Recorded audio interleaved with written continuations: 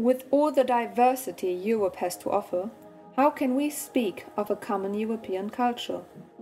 Shortly after the Second World War, due to the influence of the United States of America, Europe became more and more aware of other cultures. The younger generation especially began to associate with, accept, and adapt to the transatlantic lifestyle. Later, due to more and more contact between countries, the EU was established. With its standards were set at first regarding laws and economical cooperation, and with time, even standards for the size, shape, color, flavor and weight of vegetables and fruit were laid down.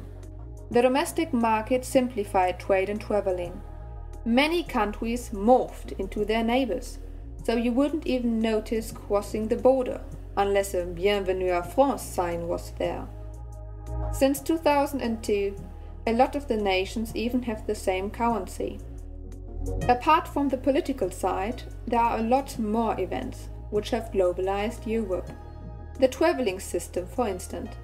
How long does it take from Paris to London with the Eurostar? At least it doesn't take several days, as it did a century ago. Furthermore, different hotel chains, like the French Novotel, Ibis or Mercure, for example, secured that every hotel they possess in Europe looks similar, thus enabling tourists to receive a constant standard with no disappointments or surprises. If you want Swedish furniture, just drive around to your next IKEA store. Finland also offers Europe their mobile telephones. Nokia. You see, we are confronted with all sorts of European brands, and it has become normal. I mean, who doesn't have an Adidas or Puma sweater in his closet? One big cultural leveler is food. The Germans are no longer restricted to sauerkraut and sausages. The English don't just drink tea. Franchise systems have enabled us to eat pizza, as in Italy, döner, as in Turkey, and chop suey, as in Hong Kong. Even America has brought us coffee with Starbucks, burgers with McDonald's, and sandwiches with Subway.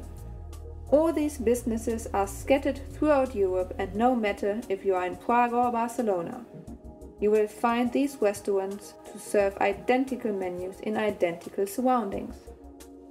A cultural influence which especially affects the younger people is music and television. Through MTV and so forth, Europe's teenagers can all listen to pop music coming from England and America. Lots of singers from other European countries copy the styles and even sing in English.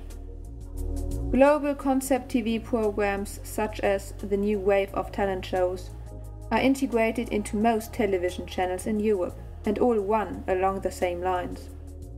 If you had asked any kid 80 years ago if he knew Real Madrid, he would have shaken his head unless he came from Spain.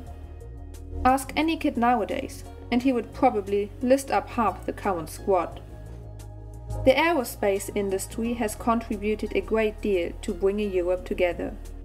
If you want travel information, visits to your local embassy or travel agency have been replaced by 20 minutes of Googling. The internet has become possibly the most important element in globalization. You can listen to a Portuguese discussion program in Finland or watch Swedish soap opera in Switzerland. So, where are individual European cultures now? Are they a thing of the past? Are they just clichés used for travel advertising? Or are we building a completely new European culture? Only history will tell.